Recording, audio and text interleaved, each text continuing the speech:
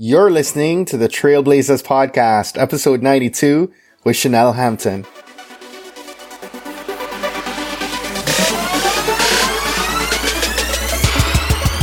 You're listening to the Trailblazers Podcast, where we will explore the stories of successful Black professionals. Join us as we highlight the knowledge, resources, and tools of these accomplished trailblazers to help provide the know-how, confidence, and motivation you need to blaze your trail. And now, here's your host, Stephen Hart. What's up, Blazer Nation? So, this past week, I spent celebrating my dad's 65th birthday, and this weekend was my sister's wedding in my home country of Jamaica. And of course, this episode was pre-recorded, thank God, because I'm returning today, and the day this episode goes live, from a week plus of spending time with my family, relaxing, shutting off from the world, after what we shared last week with Dr. Michael Lindsay in episode 91. Guys, I needed to shut down and focus in on who and what really mattered the most in my life. And I really enjoyed the experience that I had over the course of this past week. And so that said, you're going to love our guest today. I'm talking with Chanel Hampton of Hansen Consulting. And I want you to do me a favor.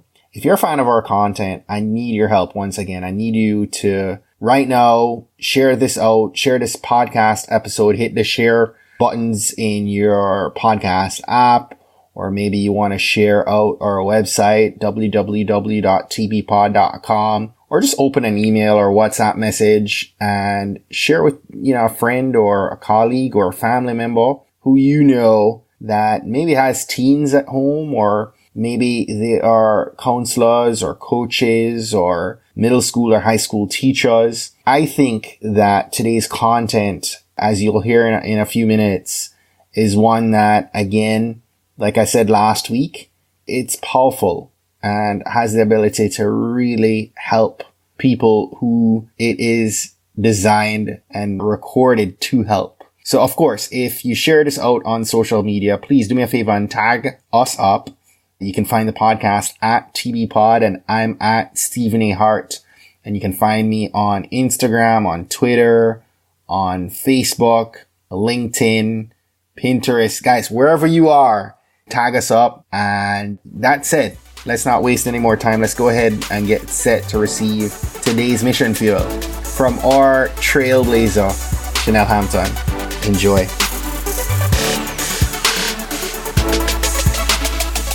What's up, Blazer Nation? You are going to love our guest today. I'm talking with Chanel Hampton of Hansen Consulting. Chanel, welcome to Trailblazers Podcast. Thank you. Thank you, Stephen. It's an honor. It is exciting to have you as our featured Trailblazer. We've been talking about this interview for a while, and it's 9 p.m. on a Thursday night in September at the end of another day, despite what feels like just another day, I'd say that the times are anything but normal right now. As you reflect on some of what's happening around you, what are you most grateful for in your life right now? That is a loaded question. That is powerful. I'm like, so many thoughts are going through my mind. There are two things that come to mind. I am grateful that God has given me another day, because despite the days that you ask yourself what is going on, like this is not real, or just those days that you are challenged, I still remind myself that it is a day that I'm here. It's the day that you're here. And so I'm grateful for that. And I also think about those who came before me and poured into me, allowing me to be here. I'm grateful for everybody who is fighting the good fight. And these are interesting days. And, I know that this has been said generation after generation, but I'm grateful that we are still here and we can still fight and we can still live. And I'm grateful for the joyful moments today, too. Yeah, so true. So you touched on what brought you here. You and I have had a conversation in the past, but I've been deliberate to not do too much research on Chanel. I kind of wanted to discover like the rest of Blazer Nation tonight. So tell us a little bit about Chanel, where you grew up. I'm interested to hear a little bit about that. Yes. So a little bit about myself. I was born in Detroit, Michigan, and I moved around every year of my childhood, pretty much. So from Detroit, moved around Detroit and the greater Detroit area, but I definitely identify as a Detroiter. Detroit's my home. I lived in St. Louis for a number of years, but this is still home. So Detroit through and through. Wow. So you shared with me prior to the call that core to some of your identity is being an emancipated minor. Could you maybe elaborate a little bit on that experience and educate me and the community on what it means on what an emancipated youth is? That's a great question. I know adults, I know people that should be emancipated that don't know what it is. So an emancipated minor essentially is a child under the age of 18 that is essentially being responsible for themselves. They're financially independent. They are living on their own. They are what the court system considers a successful citizen. And depending on the state, the age that you can be to apply for emancipation differs. So here in the state of Michigan, it's 15 or 16 when you can actually apply and petition for your emancipation. And essentially, once you are emancipated, you are considered a legal adult. Wow. So even if you're, 14, 15, 16 years old, in the eyes of the law, you are a legal adult. And they grant you that label, if you will, or your guardianship, because you are financially independent. You are showing that you are still at that age academically engaged and successful on your own, that you're responsible, and that you are providing for your own, literally shelter, lodging, food, everything. So at what age did you become an emancipated minor? So in the state of Michigan, you can apply, I believe, when you were 15. So I essentially, going back a little bit, I frankly ducked and dodged the system for a number of years. Since I was 13, I have lived on my own. I have worked, 60 to 80 hours a week on top of being a high school student, dual enrollment courses at college, and I raised three kiddos that aren't biologically mine, but they are my heart and I love them. And so I was 13 when I essentially went out on my own, or had to be on my own. And so there were a few years in between before I actually was eligible to apply in the court system. And through that process, the Michigan court system, as I imagine is the case with any other state court system, discourages you from actually individually petitioning for your guardianship. So they highly recommend that you get a lawyer, that you retain a lawyer. And as you money. Exactly. As you can imagine, if you are, 15 years old, you don't have that money. I remember literally sitting down with the yellow pages and literally looking through the phone book and looking up lawyers and calling number after number after number and getting quote after quote after quote of how much it would be to retain a lawyer. And the cheapest retainer was $1,500, and I could not spend $1,500. So going through that process as a kid, honestly, a teenager, is extremely discouraging. The court system discourages you. And even after I became emancipated, it was very interesting because even to this day, obviously I'm far past 15, 16 years old now, just society does not know about emancipation. They don't know about emancipated minors. And so even though I was legally adult and in theory should have been able to stop essentially hustling the system and convincing people that were of age to put a lease in their name for me, or to put a cell phone in their name for me, or to put a utility bill in their name for me, even when I got my emancipation, I actually still had to do that, because society has still not caught up to acknowledging that a 16-year-old kid is actually a legal adult. So that was a very interesting experience. Looking back, it's almost like, God's grace, right? Like thinking about how a kid could maneuver and navigate that system, and also while raising other kids. And so, that was... I remember going to school to this day. My high school teachers, they had no clue. If you would have actually, to this day, if you went back and asked, I'm not sure if they're still at the high school, but no one knew. No one knew I was ducking and dodging the system. I forged my mom's signature on everything for years, and they had no clue. I was academically exceeding expectations. I was going to college classes. I had a job. I was in band. I did all these things, but I was at home leading a completely different life. So beyond all of that, you are working? Yeah, I needed to survive. I'm trying to process the win. So I'm admitting so many things that are technically maybe illegal. So I remember getting my work permit, and at 14, you can't get a permit in Michigan until you're 14 and 9 months. And I remember going to a local restaurant and doing everything but begging, look, I need a job. I will literally work for free for a day or a week to prove to you that you want me working here.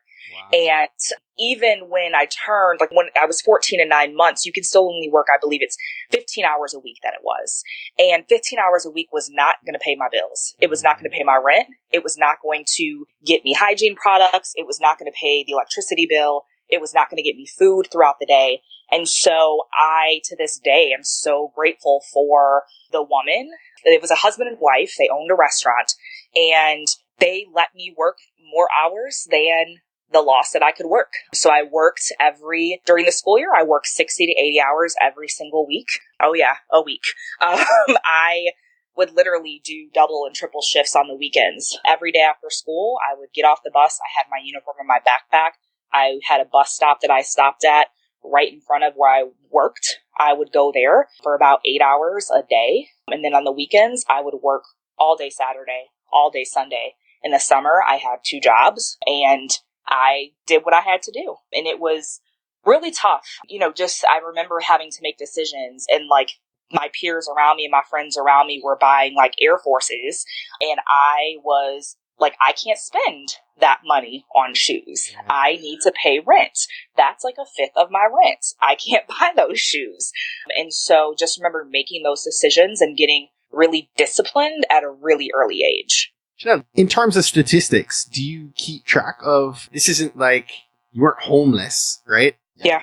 But at the same point in time, you are in this space where no one really knows. So are there any statistics on how many emancipated minors are out there, and then probably how many are out there that don't identify? Yeah, so it's interesting you ask that, because there were moments where I couch surfed, literally. There, just in between, it might take me a few months to convince someone hey, I need you to, can you put this lease in your name, right? Or for me to save up enough money to give someone enough money and enough months of rent to convince them up front that I would come through. And so I couch surfed. There were moments where I was flat out homeless. And I think that in terms of statistics are not accurate. I have over the years, every now and then, I'll pull up some numbers, and the unfortunate reality is that people still to this day don't know what it means to be, they don't know what an emancipated minor is. And so you have kids out here, I was a kid, you have kids out here who either the school system or their family even will look at them and they're like, oh, well, I'll just let them stay at my house, or they can just kind of couch surf and go couch to couch to couch.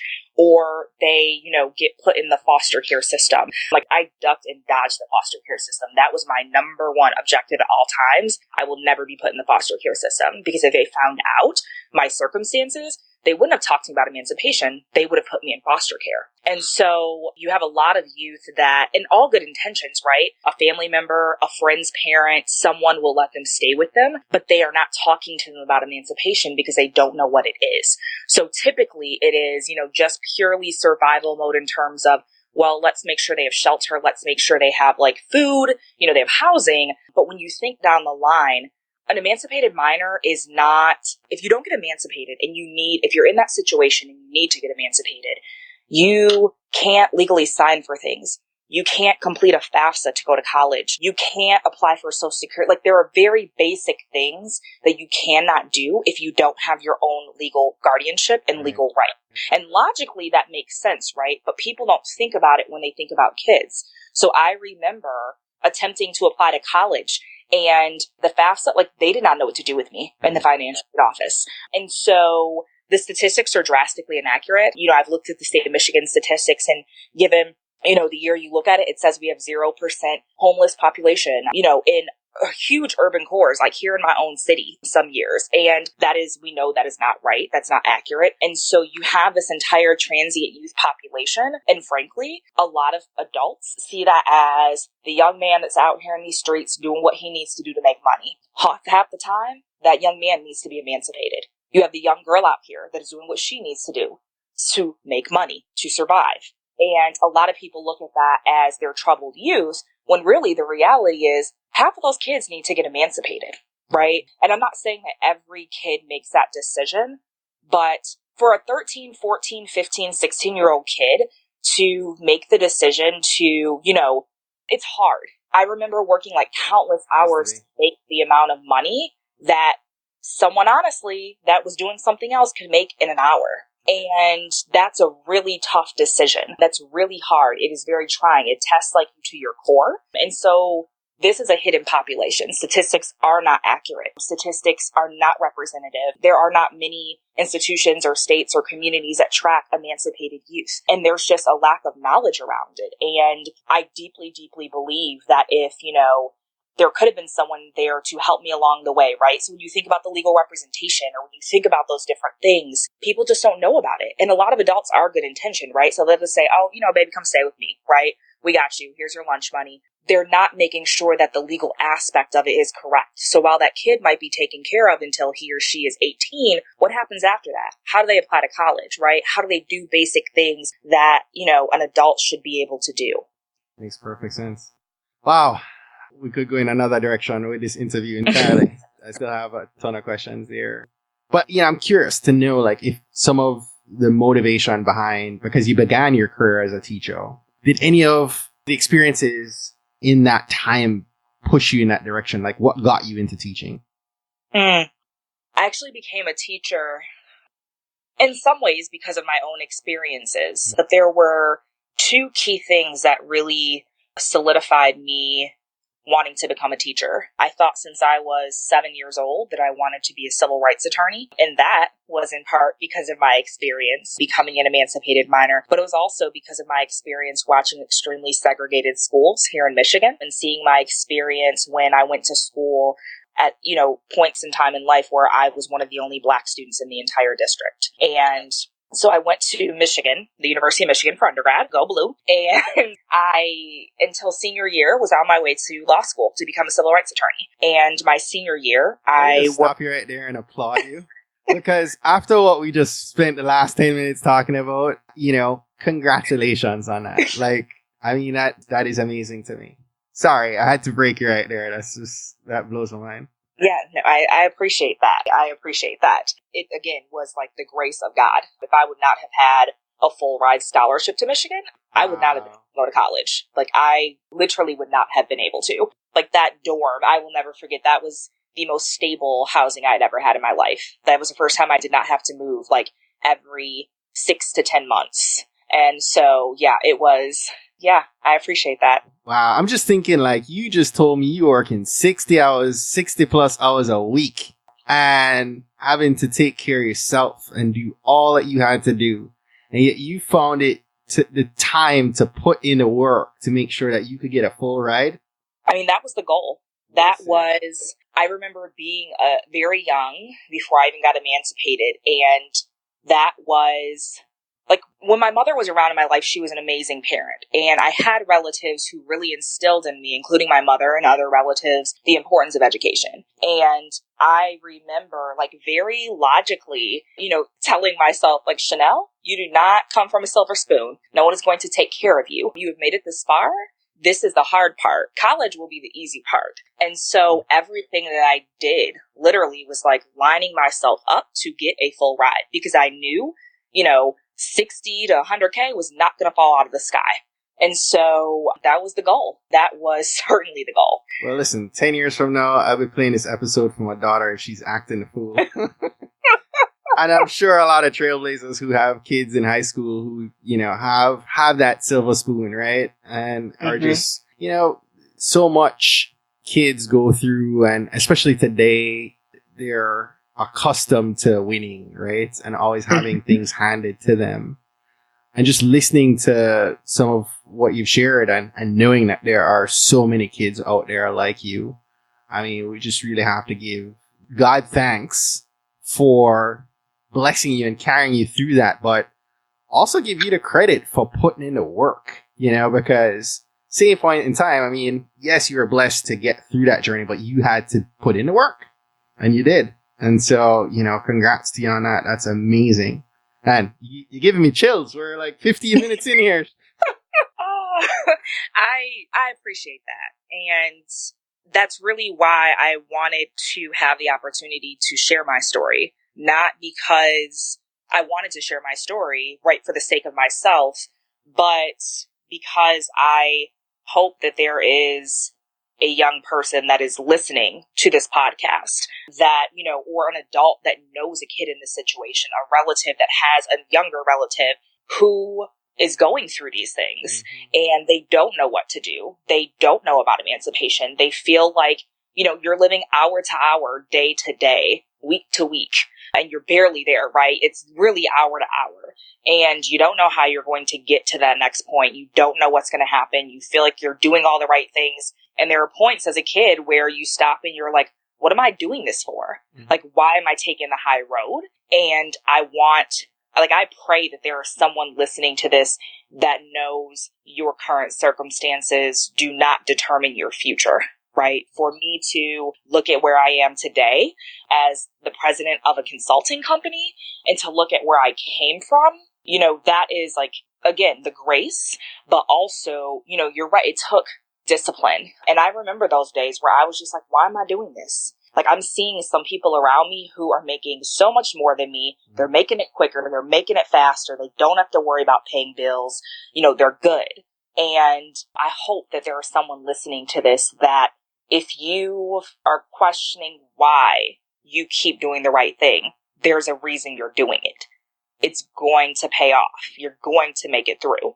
Regardless of whether you feel like you have someone there in your corner, know that there are people who have done this and that are willing to mentor you, are willing to talk to you. It's possible to get through it.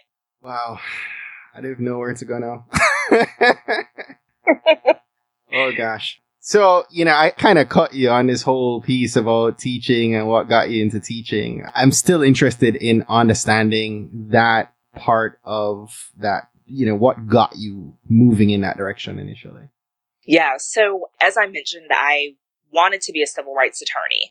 And, hearing a bit about my story, that might not be surprising in terms of what really solidified me pursuing becoming a teacher. I worked my senior year at Michigan. I had an internship and I worked for the Michigan prison system. Well, I should say I worked for an organization. It was actually a Quaker-based organization called the American Friends and Service Committee. And I was essentially a free, unqualified lawyer for inmates in the Michigan prison system. So essentially we would have inmates who had found out about the organization, who would, contact us, who would ask us to, essentially communicate and, lobby on their behalf.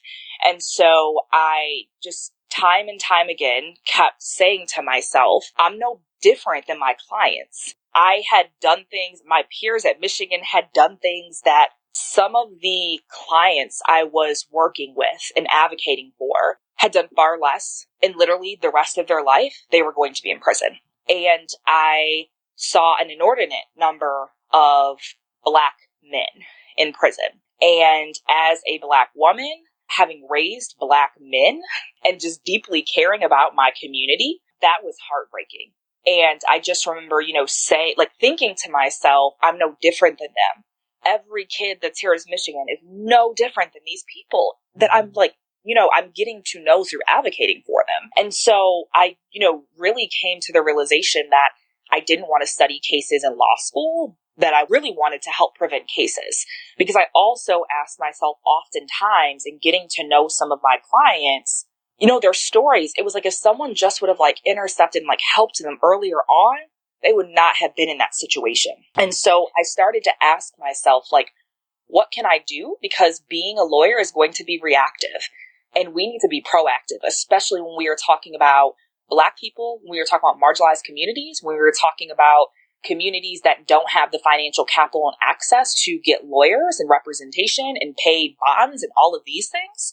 And then the second thing was my younger brother dropped out of high school while I was on a full ride in Michigan. And to this day, he, has barely a high school education. And that for me was I remember seeing my brother in school when we were younger, and he was treated like a Black man in America is treated oftentimes. And so I was like furious. I was livid. And I remember saying, like, I'm going to be the teacher that my brother deserved. Like, he's a genius. My brother's far more intelligent than me, like hands down. But because he wasn't your traditional learner, because he was an energetic, joyful Black kid, completely just was deterred by the system, by the educational system. And so I started to look at programs and how I could teach. So that was how I became a teacher. I was tired of seeing a system that is supposed to educate, inform, and liberate kids, like pump them into the prison system, push them away from school, push them out of school. And so that was really what led me to become a teacher. Wow. So you've gone through a career post-teaching, and that has led you to where you are today, right? And so a couple years ago, you founded your own company, Hansen Consulting, and curious to know kind of what prompted you to start the consulting company. That's a great question. Sometimes I know people are like, well, you were a teacher and then you recruited teachers. So a lot that, in terms of family, I lived in St. Louis when I was teaching. I had earned 2 master's degrees and was actually set up to be my school's assistant principal. And we had a number of unfortunate things happen in my family, including like my mother and I had rekindled our relationship, and my mother ended up getting cancer and passing. And at the same time, I had about 6 immediate relatives that passed within about like a 6-month period. And so I remembered like being like a classroom teacher. That was going to be my last year before I became an assistant principal. And I just knew that I was the one that was responsible for my family. And so I had to keep coming up to Michigan, literally every week, every other week, taking care of everything. And that was actually how I ended up leaving the classroom. I knew I wanted to continue to be involved in education, but I knew that I remember going to my principal and, saying, Miss Reed, like, I cannot responsibly lead a school right now. Like, if I get a call, I have to go. And my school family was so supportive. We still talk. And I then went on to like lead a national recruitment team and national diversity recruitment initiatives. And then I did that for a number of years. And in 2014, I moved back home to Detroit. So I went from St. Louis, came back home, and I was traveling 3 weeks a month for work. I was lucky if I was home 5 days a month. Wow. And I hit a point, yes, and it was like, I love traveling, but it gets extremely tiring. Yeah. With the travel, you're talking about 80 to 100-hour weeks. You're living out of a suitcase, you're living in a hotel. And really what it wasn't actually the travel, but I told myself I moved home because I knew I always wanted to come home, and I wanted to make an impact in my city. But I was never home to even do that. And so I took everything that I had learned throughout life and refined and, kind of sharpened throughout my career. And I launched a consulting company that works strictly with mission-driven clients. I remember people telling me like there were things easily outside of my job that I would do, whether you want to call it pro bono. Like I was just passionate. I was like, sure, I'll design a workshop for you. Sure, I'll do a keynote. Sure, I'll design this whole curriculum. And I was doing all of these things in addition to my job. And I remember people telling me, we would pay you for this. And it was interesting because what I tell people is that people saw the president, the CEO, the leader in me before I actually saw it. And so in 2015, a year after, being home and traveling and not being home, I launched Hampton Consulting. And it's been right over 2 years. And it literally was one of the best decisions, and just it's been an amazing opportunity. One of the best decisions I made, not only in my career, but just in my life, honestly. So there's so much that you said that I kind of need to unpack. So what was the vision that you had for Hansen Consulting when you first thought of starting? So the vision when I first started was that I was going to be a Midwest-based, like a Detroit-based Midwest consulting firm, and that I would work with clients around diversity, education, recruitment, operations, and leadership coaching. And I remember sitting on my couch because when I left my job, I said, I'm going to take a month because I've worked 100 hours a week, like for years, and I'm tired. And I probably sat there for, relaxed for 5 days. And then I was like, okay, I'm good. We're doing this. And started up. And I remember sitting in a notebook and just writing out content for my website, literally just writing it out. And the vision was, I'm going to get some clients in Detroit. I'm going to make an impact in my city. And I had this plan in terms of what we would offer, but the vision was really focused on Detroit. And the big goal was that, we become known in the Midwest. And so that was the vision 2 years ago. So the next thing is you talk about mission-driven clients. I kind of want us to break that part down. So maybe if you could explain what mission-driven work means.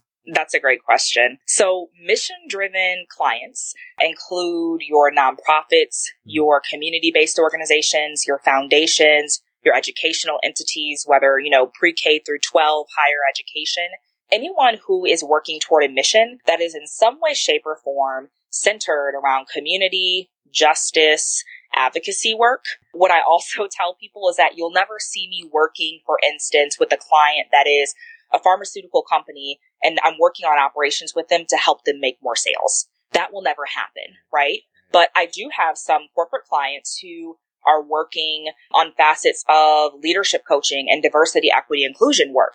I will work with them because they are literally trying to build out and create more inclusive environments for their employees, for their organization, and for their customers. Right. So who are some of the clients that you might work with, just as an example?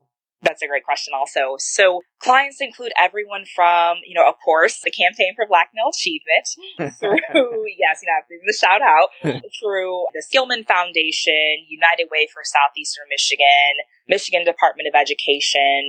I have a number of individual coaching clients that are more private. We work with districts throughout the city and throughout the state. And we also have some, again, kind of one-off clients that are on the coast as well. But in Detroit, we have the big foundations, the nonprofits, the educational entities, the University of Michigan. We did some work when President Obama was in office with their Office for Educational Excellence for African Americans, and also did some work with My Brother's Keeper, along with the Campaign for Black Male Achievement as well. Wow. So Chanel, what's driving you today in the work that you're doing? What's pushing you, especially as we look into next year? Where do you see this going? What's pushing me is finally allowing myself to walk in my leadership and walk in the gifts that I have been given. I deeply, deeply believe in my community and in advocating for marginalized communities. And so what pushes me is every single day, I'm working on behalf of kids in my hometown city. I'm working on behalf of kids and community members across the country. I'm working and impacting literally my very own relatives, my friends, and people who I don't know, but that I care about because I know that they are, my community. They're my people. They are good people. They might not be part of my, the Black community, but I know that they need advocacy, or let's say, they are great and dandy and don't need advocacy, but, they are looking to bring about more change. And so what pushes me every day is just seeing the company grow, seeing the impact that we're having. And as we are 2 years in, we've expanded. We're not just in Detroit. We're not just in the Midwest. We have national clients. We are looking at opening another office outside of Michigan, which is really exciting. And so, being the disciplined person that I was as a kid, that's carried over into adulthood. And so, of course you have that strategic plan, but I've also learned that, God always has something that you cannot imagine or even fathom in store. Mm-hmm. And so while I know that I will continue to do mission-driven work, who knows who our next client will be? Who knows where Hansen Consulting will go next? What I do know is that we will always be working on behalf of missions that you and I both believe in. So as you think about the expansion part right now, I'm curious, I'm thinking of who are the best type of people to do this type of work, and maybe what some of the attributes and skills are that help people looking at this as a line of work to maybe experience success. Who would you bring on to help Hampton? That's a very specific question.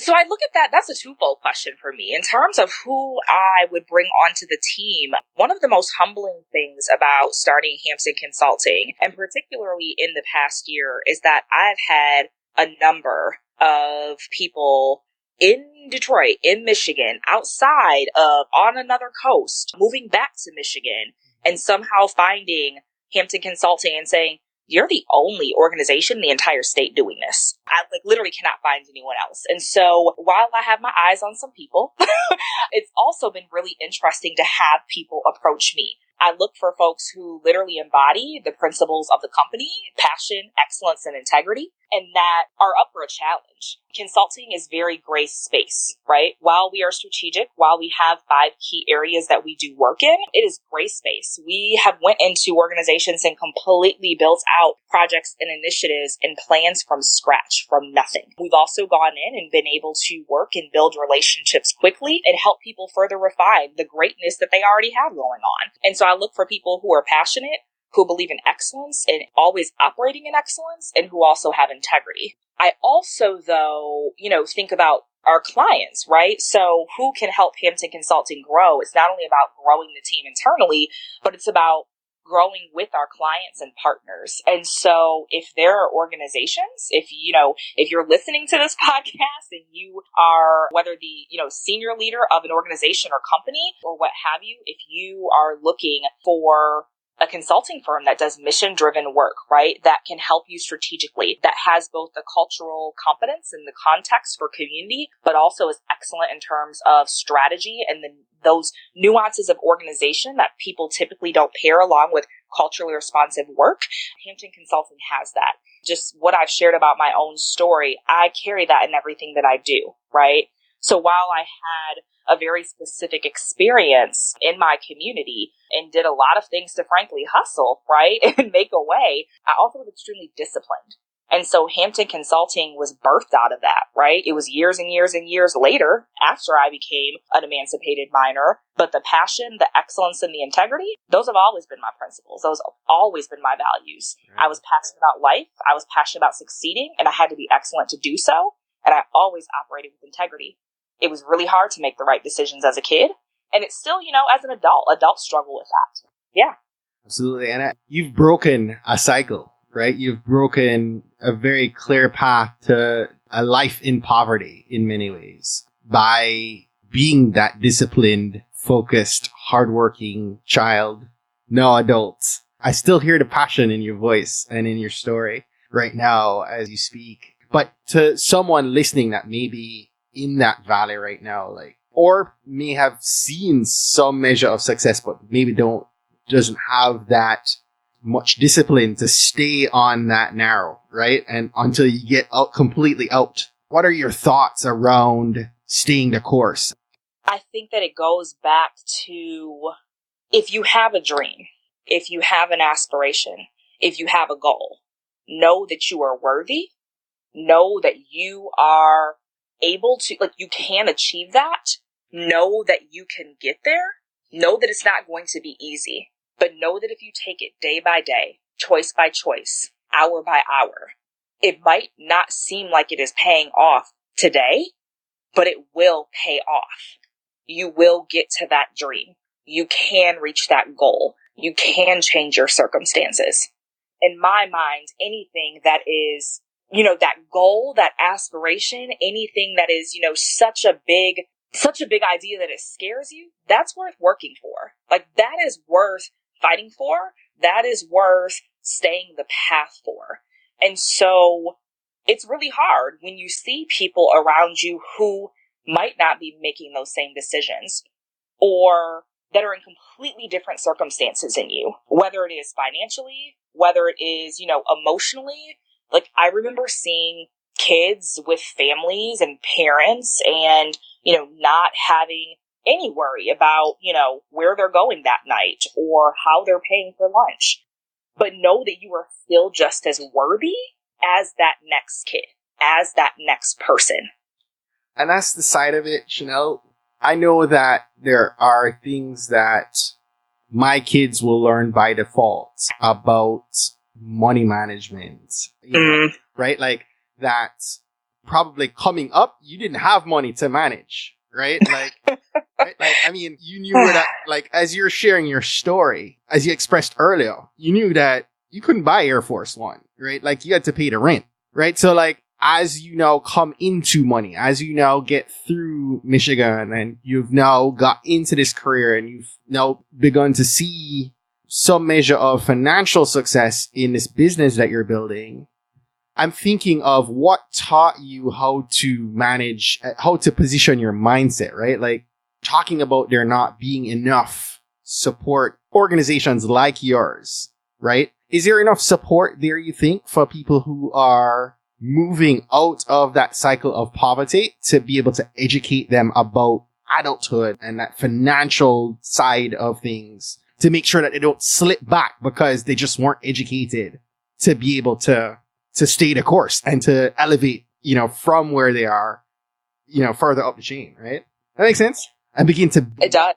Because, it takes education and it takes a certain mindset too to be able to begin to build wealth and have that mindset towards building for your kids' generation and maybe not even what you're going to experience some of, that like my wife, she's wired in a different way from her parents than I was, coming from Jamaica. My parents didn't have a college education where hers did, and so they are much better about handling money than my family was, and I'm learning so much from that. And so that just has me thinking of mindset as it relates to what we're talking about.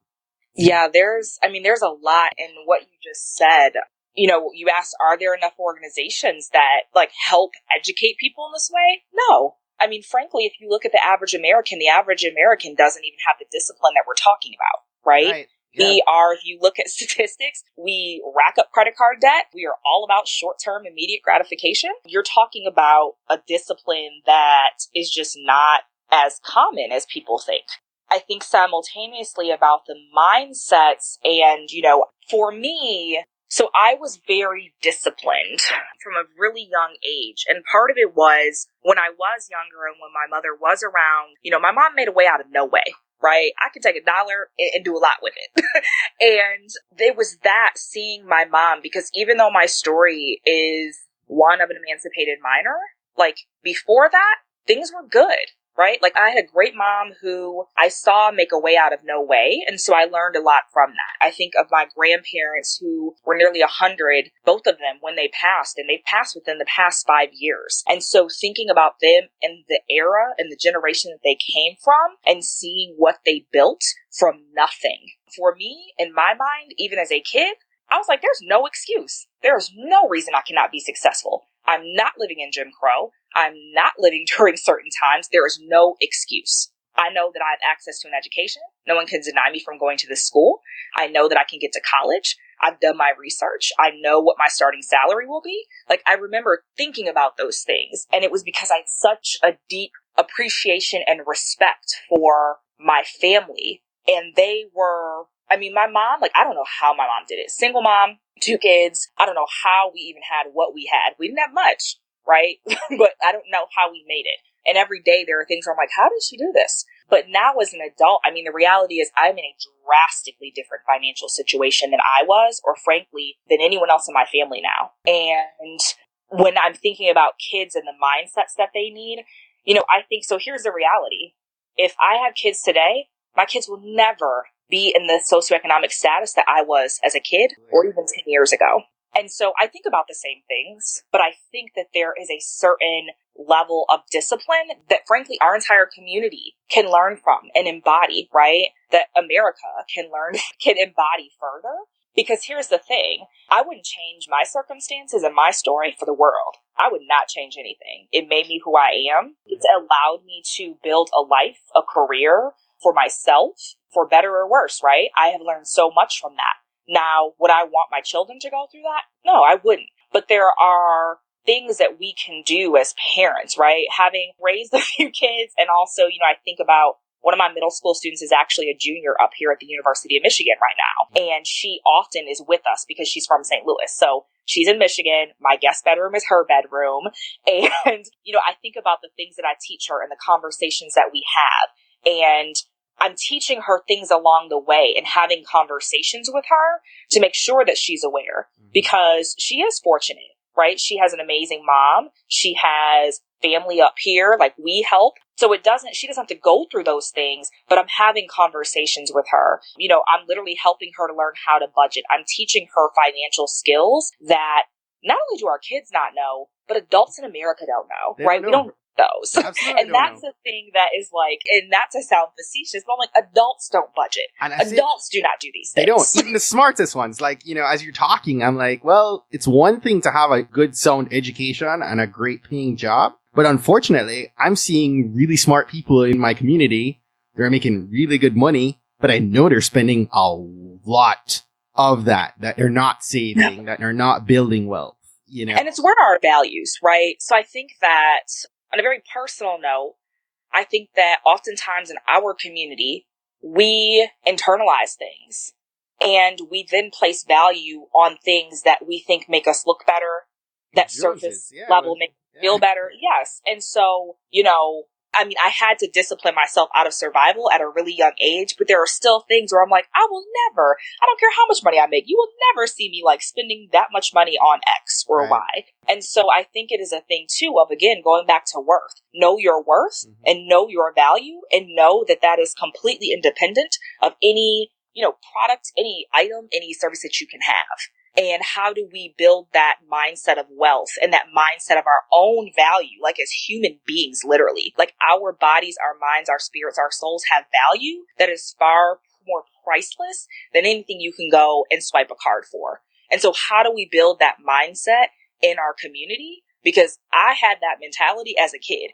I knew what I was worth. People around me might not have seen it. Some of them did, right? Like people always talk about how I was very disciplined as a kid, but like there were things that I saw for myself when nobody else saw it. Like I know what I'm getting to. I know I'm going to get this like education, right? I know I'm going to do certain things. And it's how do we believe that for ourselves? Do we believe that we are valuable? And though that might be easy to ask and like verbally utter, that's a very loaded question. Do we believe that we are valuable? Do we believe that we are worth investing in and disciplining ourselves in the short term, in the long term, to get to that goal, to get to that aspiration, to break the cycle? I could just listen to you talk all night. I'm like, Chanel, just keep talking.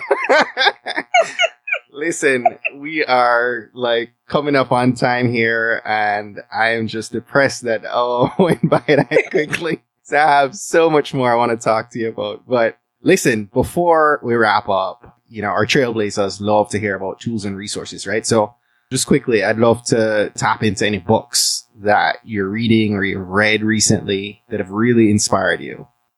So I'm going to get very personal, and this might not be expected, but every morning and every night, the first and last thing that I do in my day is I read the Bible. It doesn't matter what is going on, how little time I have in the morning, I'm racing, how sleepy I am at night, I read. And that is actually something that has grounded me my entire life. I still have my Bible from my childhood. Wow. I do the book. I'm old school. And so it's grounding for me.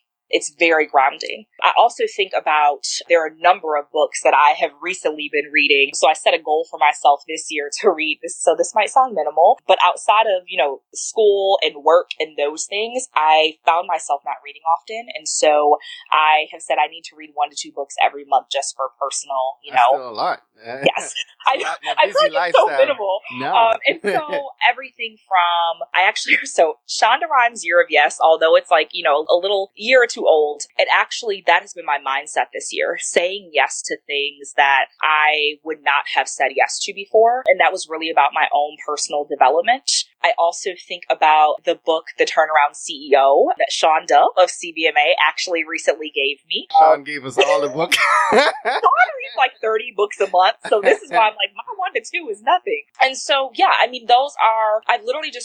I've been reading, and I'm constantly reading articles. I am very obsessed with Harvard Business Review, and that might sound very nerdy, but I really believe in our own leadership development and building organizations that have strong culture and operations and infrastructure. And I'm literally reading right now Gabrielle Stiddaby's book, which is totally personal. Wow. And so I've just been reading. I've been reading everything, fiction, nonfiction. I'm just like reading right now. Love it. Love it. Love it. Love it. Chanel, last question of the night. What's one action that our Blazer Nation should engage in this week that's going to help them on their journey to blaze their trail? Do something for yourself. It doesn't matter what it is. If you want to go for a walk, If you want to make a personal investment in yourself, if you want to say no to something, if you want to say yes to something, if you want to take a leap of faith, do something for yourself. Know your value, know your worth, and do something that is going to make you happy and work toward your dreams for yourself. Chanel, thank you so much for being our guest tonight. Before we wrap up, tell everyone how they can stay connected to you and learn a little bit more about Hansen Consulting. Yeah, so you can follow me on Twitter, connect with me on Twitter at Chanel, CHANEL_Hampton, HAMPTON. You can also check us out, Hampton Consulting. We're on Twitter, Facebook, LinkedIn, and also on our website at hamptonconsultingdetroit.org.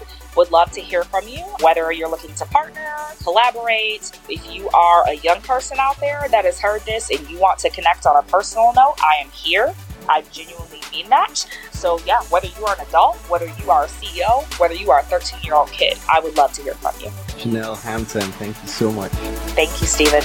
Well, that's it for today. Thanks again for listening to this episode of the Trailblazers podcast. I'll be posting links to all of today's book recommendations and links mentioned on our show notes page at tbpod.com. If today was your first time listening to the Trailblazers podcast, I just want to extend a warm Trailblazers welcome to you. We're so happy to have you here, and we encourage you to go ahead and hit that subscribe button in your favorite podcast app. Go ahead and browse through some of our past episodes to keep the knowledge flowing. If you're a fan of the podcast and today's content, and you're maybe already subscribed to the podcast, please continue to share and invite your friends, your family, your colleagues to listen to an episode that you think might impact them most. We believe that someone listening to these inspiring stories will be moved to make significant changes that will have generational impact for many others, both now and well into the future. Don't miss next week's episode. New episodes are released each and every Monday by about 5 a.m. Eastern. Trailblazers, jump off this podcast today. Go find a way to rise above, go way beyond, and keep blazing your trail. Cheers.